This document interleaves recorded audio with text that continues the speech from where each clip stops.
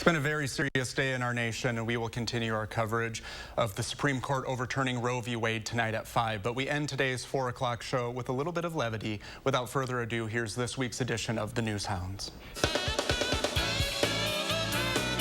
Here's the Newshounds, Lui and Oliver, with their World News Roundup. Lui and Oliver start things off this week with quite a fish story. The world's largest ever freshwater fish has been caught in Cambodia's Mekong River. The giant stingray measured almost 13 feet from snout to tail and weighed in at 661 pounds.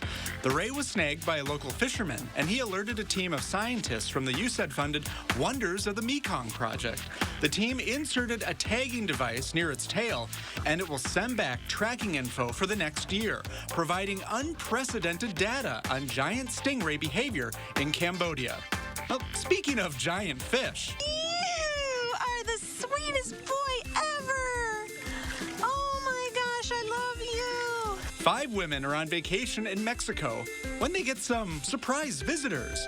2 gray whales swim right up to their boat and then just hang out for about 2 hours. They take turns petting, hugging, and kissing these gorgeous creatures.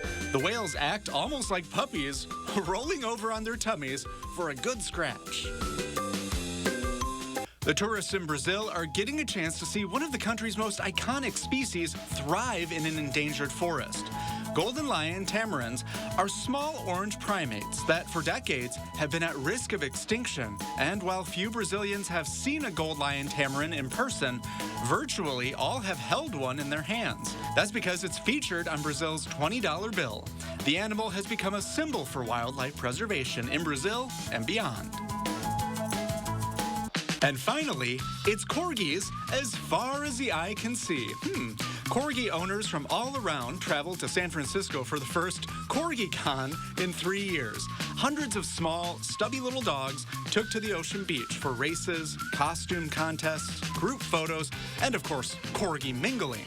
There's been a renewed interest in the breed because they were featured prominently in Queen Elizabeth's Jubilee celebration in England. The Queen has owned corgis all her life, and she would no doubt be amused by the Corgi Con. And that's this week's edition of the Newshounds.